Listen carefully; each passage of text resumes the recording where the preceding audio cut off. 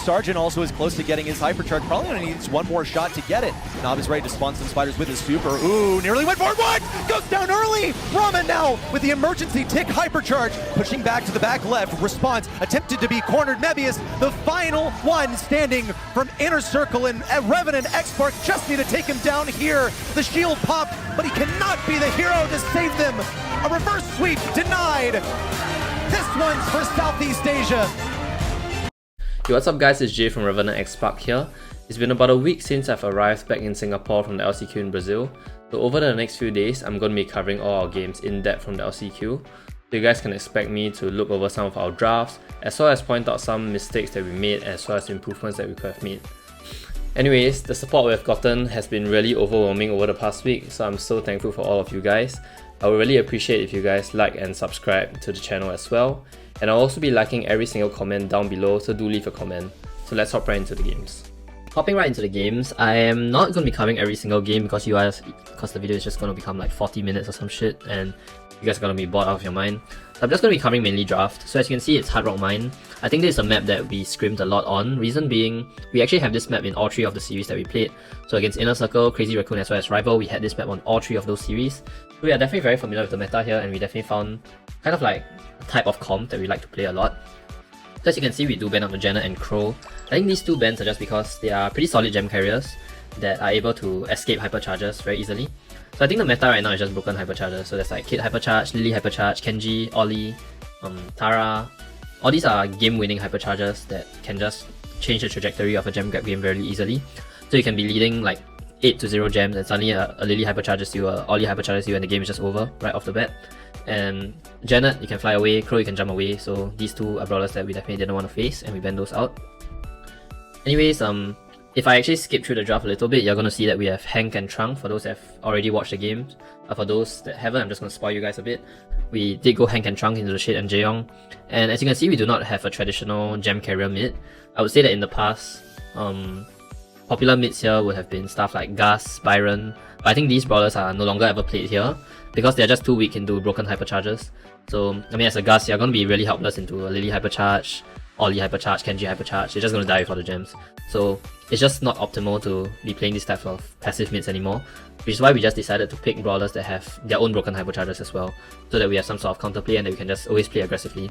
So yeah, that'll just be the breakdown of this draft. I think pretty simple. Let's just skip a little bit here. We go Trunk and they respond for BB. BB is a really interesting pick. I think it probably isn't the best pick here. It's not shit, but like it's probably not the best pick here. It's more of their comfort pick. We knew that they really love BB. They picked it here a lot. They also picked it in Hot Potato a lot, which is the 4th set. So, I mean, we were not really surprised with this BB pick, but it was still shocking to kind of face it because I wouldn't think that like they would pick BB into this. Anyways, yeah, going into the game, I'm just going to be skipping to some important parts of the game because I think these are all pretty boring. Oops, what did I just do?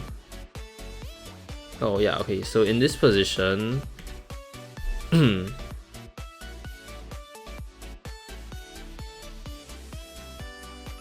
yeah, the Shade just gets hypercharged. I don't think there's anything we can do here. Like the Shade just wipes us and Response just picks up the gems. So in this spot we are in a really bad spot, honestly. Like we're spawn trapped. This is the first game of the entire series. Honestly, not looking good. But yeah, we're just getting spawn traps. But I think here I do get my Tara super really soon. And do I have it? Yep, I do have it. So I definitely use it here, and I get a kind of a lucky pull because okay, I'm just gonna pause it here real quick. I get a lucky pull because like this guy was at the edge, and if I miss this, I think the game would have been over instantly. So I get a pull and I actually cycle it.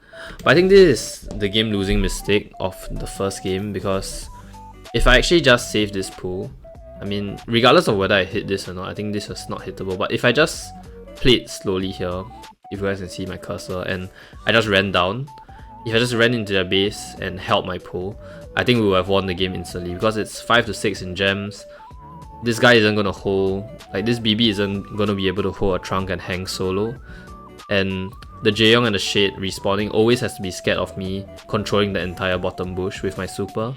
So they're definitely gonna have to be playing really scared here. So if I just didn't rush this Tara pool and didn't waste this, I think the game would have been a lot easier. But anyways, I think in this position it's still winnable. As you can see now, we have a gem lead is 6-7. Oh, okay. Okay, I'm not gonna make that joke. Anyways, yeah, we do pinch the BB out, and in this spot it looks pretty promising. Unfortunately, Surge wastes this hypercharge. I think that he definitely had to make use of this hypercharge better, because like it's 9 to 6, but like, yeah, like surely this hypercharge could have been used better, I think. Yeah, we definitely had to make better use of this hypercharge, because the shade also has this hypercharge, and yeah, he just pops it and kills Response. I honestly think that there's nothing Response could have done there, so yeah, we just lose the first game like that. Okay, moving on to game number 2. I don't know how we are in our spawn, but we are in our spawn. So okay, Surge makes a nice hypercharge play to kill that guy. And okay, yeah, we do get our spawn with the use of 2 hyperchargers, I think the Hank and the Trunk hypercharge. And in this position, I would say that we are in a very good spot. Reason being, the shade has all the gems, so I think for their comp to work, they definitely need their side lanes to play aggressive. They need the side lanes to play aggressive, and then the Jaeyoung can just like take the gems from the mid. But with the shade having 5 gems, I think it's really hard for the shade to be playing aggressive. So yeah, we are in a good spot here, and Surge makes a nice play. Response messes up there, but I think it doesn't really matter. And yeah, we get a kill on the BB. I have no idea how that pull didn't like pull the shade in, but I mean, it happens. I just get scammed by Supercell. It's all good. We do get 10 gems, and I think we win this without the countdown resetting. Yep, we do. Okay, it was close, but I don't think the shade is going to get out there alive anyways, even if Response dies. Hopping right into set number 2, it's Brawl Ball Super Beach. So we do first pick Ollie. I think Ollie is a brawler that like many people say that it's overrated in the pro scene, because I think it has a pretty low win rate in competitive. Like, it's picked and banned a lot, but the win rate is probably like 40%, 30-something% if I'm not wrong. I saw the statistics. But I think that our team specifically has a really good win rate on Ollie, because I think we understand the brawler really well, and Surge is a really good Ollie. I think he knows when to go in very well. He knows like how to position himself to make sure that they don't really like take advantage of like his teammates. So yeah, we do first pick Ollie, and it's just a really nice comfort pick from us. So, and Ollie is strong because in Brawl Ball it's kind of easy to score with Ollie. Like in Brawl Ball, the aim of the game is to score goals, so like you definitely want to pick brawlers that have like score condition, like a way for you to score easily. Like you wouldn't want to pick like control, because the only way you win is if like the map opens up fully and then you can finally score. So it's always better to pick stuff that like you can score with like super hypercharge. So like Primo, Ollie is one of these brawlers. So that's why we went Ollie first pick. And they responded with Stu Primo. We just went for Charlie. I think Charlie is definitely very strong. Like, I'm definitely going to be destroying the Stu in the mid lane here. And we went with a Ruffs last pick. And I really like this Ruffs last pick because, I mean, firstly, it obviously has good matchups into the Stu Primo. But I think the second thing is that you can always just give the Hyper Ruffs trait to the Ollie, and you're just going to get infinite hyper charges. And I think eventually, even if we don't play this game perfectly, we're still going to be able to score because we just have stronger hyper charges once again. So yeah, like you can see Response checking out the camera over there. Like look at this guy. Look at this smug fellow. Look at this guy. Okay, anyways, okay, they responded for Lumi last pick, so I mean it probably is the best pick from them. I don't know what else they could go into this comp, like Lumi, but like Charlie isn't too bad into Lumi because I think I outranged the Lumi, so I'm just chilling in the mid. Anyways, let's hop right into the game. So here I'm hitting some really nice shots on Rama. I'm like full HP and this guy is like almost gonna die. And here I made a pretty bad mistake. I don't think I should be passing the ball to the Primo ever. Like, I'm just giving them position, and because of that, they're just able to walk up. I should definitely be keeping the ball on our side instead. And also another thing, like, I think Response should definitely not be going so low here. Like, how did this guy even go so low? Where did he use his bags? Okay, like these bags are criminal. Like these bags are not doing shit. Yeah, that's really bad from him. So yeah, Response gets pushed and I give them the ball. So they're definitely going to score here. Yeah, they definitely score here. So I think this is just gameplay mistake from us. This should never be happening. We should be keeping control of the ball, and Response should definitely not be losing to a Stu as a Ruffs. But yeah, it's still winnable here. I think it's definitely a really easy comp for us to pull off. We just need to stop trolling. And okay, Surge gets a really nice pull and control. I just auto aim, I just spam my red button. Yeah, hypercharge and get a really nice cocoon, and I think I make a good play here. Okay, yeah, I do, I get the goal. So very nice from me. I think it's really important that we bounce back from that after making a mistake, because I remember Surgeon was like screaming at me on stage, like to not pass them the ball. So yeah, it felt good to get this goal. And moving forward, Surge actually makes a really insane play. Like, this is such a sharp play from him to go for this hypercharge play. It's really, really nice from him. Unfortunately, he misses the goal, but I still really respect like trying for that. Yeah, and even though he messed that up, like, we still have full control here. I think we're definitely still in a very good spot. I'm buffed up, Response is in the corner, like no one can take him out. And Surge goes in again. And we get the Lumi, I cocoon the Primo, and we just finish the Primo off, and yeah, that's game. Game number 2, they actually swapped the Stu over in the mid. So I think we did a small rotation as well, because like the Stu isn't gonna kill our. Let's just go back a little bit. Like the Stu isn't gonna kill our Ollie. Like the Ollie can just dodge around in the mid like for days. Whereas against a Lumi, like obviously an Ollie can't just keep dodging. So as you can see, I'm just like auto aim gaming here. I'm just spamming my red button, and he just gets out, so we can't get a kill. Okay, let's see what happens here. I hit a really nice cocoon once again. I think cocooning the Primo is always like the best target to go for. Like, reason being, he has the highest health. So once I cocoon the Primo, Ollie can just walk up to soak shots. And let's just go back a little bit here. Let's see what happens. I cocoon this guy. Touch almost gets a kill. I get a kill there, and Response is a really nice full clip there. I think if Meebus dashed there, this wouldn't have been a goal, but I don't think he knew that Response was there. I don't know. But anyways, you get a really nice goal, and here I have a hypercharge, and Response. I'm just gonna blame Response for this, because like, what can I do here, right? Like, look at this. Like, I did not want to take this buff, but bro threw it in front of my face, and I just got iced. There's literally nothing I could have done there. And we just go in. Surge gets a nice kill, but we don't get the goal. And I should not have auto aimed that. I'm guilty of being an auto aimer here, but I mean, I'm Charlie. Like, you can't blame me. Like, this brawler is literally made to auto aim. So yeah, we don't get a kill there, but I think it's still fine. I'm still buffed up. We're still chilling here, and yeah, we are up a goal, so we just need to not concede. I'm just telling myself here to not waste my super, because I'm on the slow SP, so even if I don't hit my super, I'm just going to be able to like slow them off to waste their time and make sure that they don't get the ball. So here I'm just holding on to my super for as long as I can. As long as I can, I'm aiming for the Primo, but yeah, I miss it, but as you can see, I'm just slowing them down, so like these few seconds are really important for us, and yeah, that's just how we secure the second set. Okay, for set number 3, the draft, it's gonna show Hard Rock Mine, but I mean, typical Supercell production, it's not fantastic.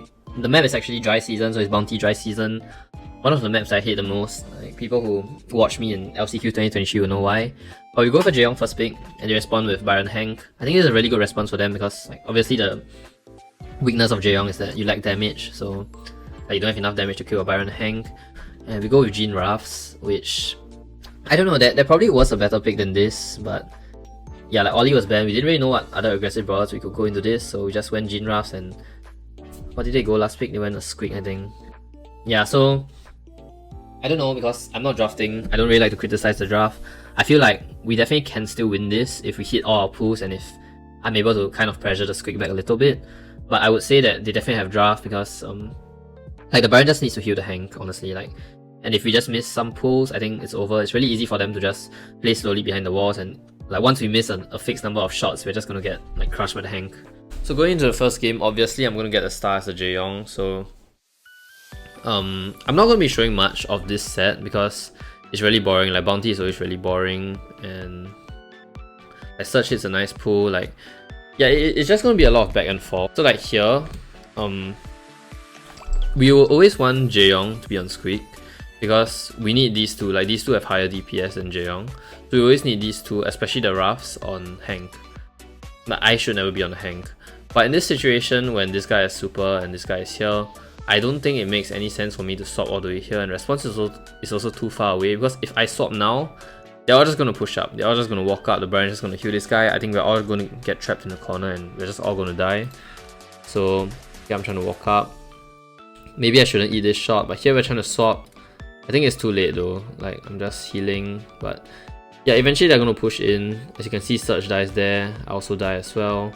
And yeah, I just think that it's hard. Like, it's just hard for us because their comp is just really easy to push in with. Somehow in this first game we actually get back the lead. I think Surge makes a really nice pull, and with the lead here, they're just pushing into us, and we got a really nice kill into the Hank, and we're just dodging some shots. I go down here, but I think it's not enough for them to kill us, so somehow we managed to pick up the first win of this set. But unfortunately we aren't able to close it off as we lose the next two. I'm not really going to show the games because it's pretty repetitive. I think it's just the same stuff. So yeah, let's just skip on to the fourth set. Okay, going into set 4, we have Hot Potato. I think this is a heist map that we have struggled with quite a bit in the scrims. And we do go with a Ruffs first pick. I don't know, I think in hindsight this might have been a mistake because like Chuck is open and Chuck is really good into Ruffs.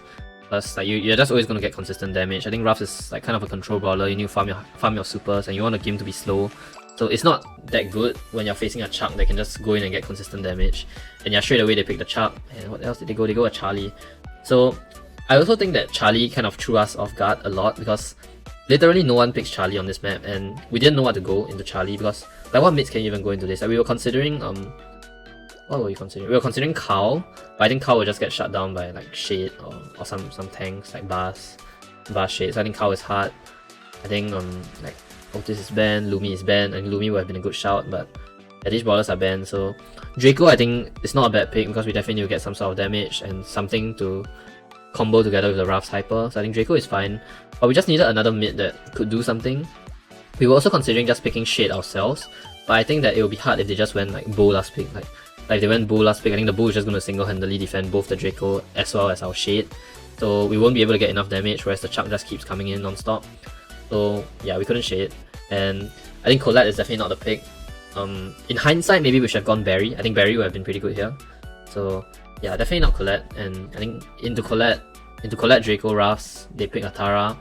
It's not that hard to find this pick. Like Tara just completely destroys all three of us. So we definitely don't have the draft here, but it's still winnable, I would say. We just need to keep the Colette. Like I just need to farm the Chuck as the Colette, and we need to break the walls open, and eventually we're gonna get a big push. Or at least that's how like we tried to play it. But yeah, but as you're gonna see in the game, it didn't really go as planned. So hopping into the first game, you're actually gonna notice that we get the best possible start ever. Our Surgeon gets a really nice kill on Rama, and if you look at response here, he's just like dodging every shot from Mebius, and he's still dodging every shot, and bro is still dodging, and okay, yeah, like just like that, just from the dodges, like he gets the first shield. And I know that Nob has a super here, so I just bait it and I dodge it, and I almost get the second shield because it's marked by response.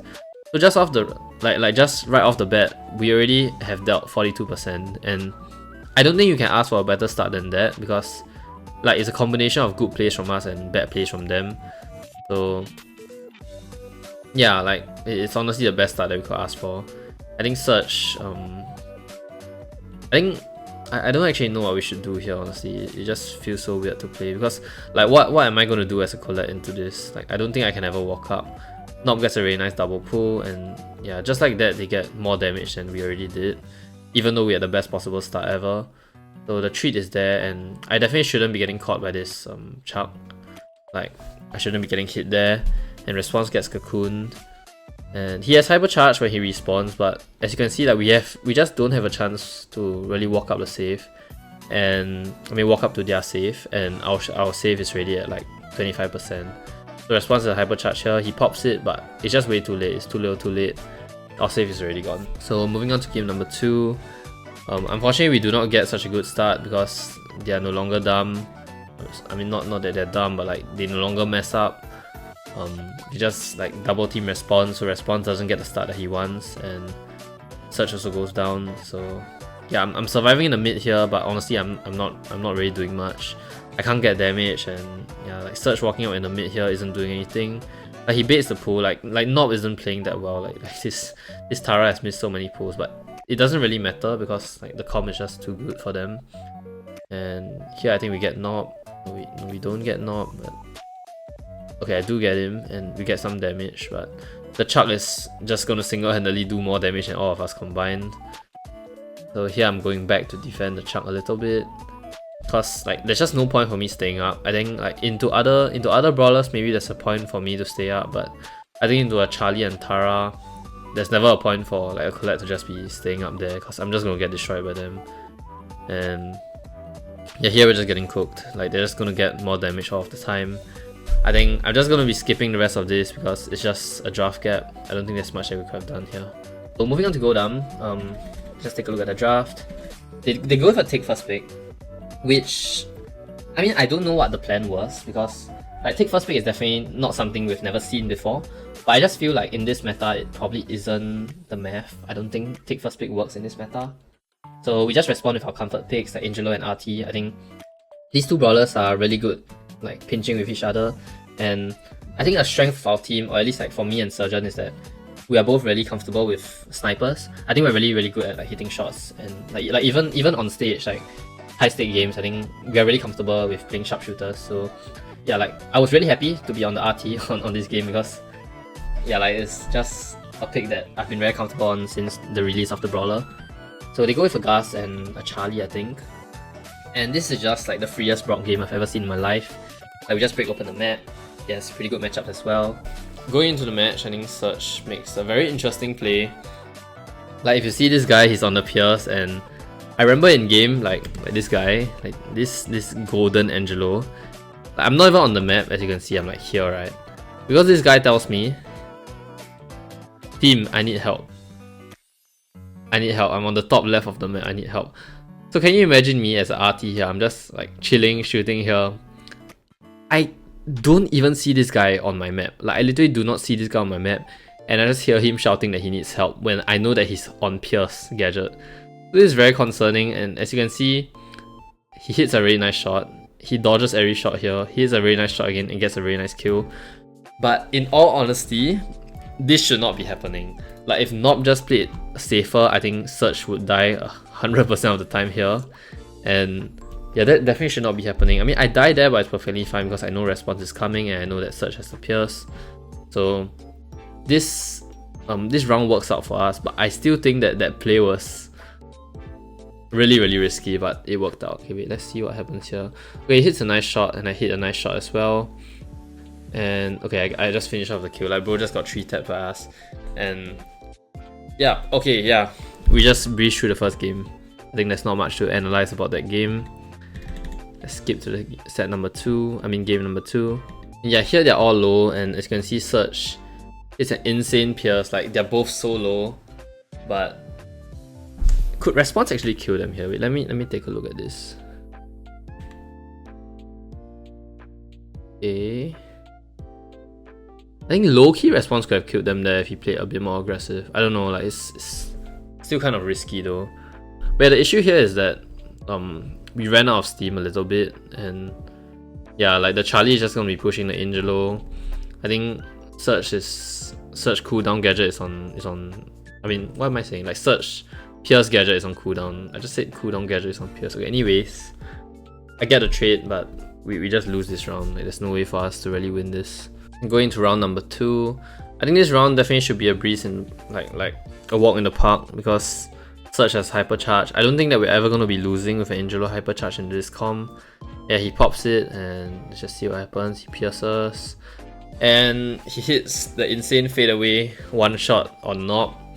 Really nice shot by Surge, and response goes down, but it doesn't matter. And Surge is just farming Rama here, like. Like I thought this was BM, but it wasn't BM. Like he's just farming to get max value, and he gets his super back, which is huge. And yeah, round number 3, we're just one round away from making it into the winners match on day 1. I mean on day 2, am I saying? So here once again, we're just doing a really nice pinch. We catch Nob out of position and we get a really nice pinch down.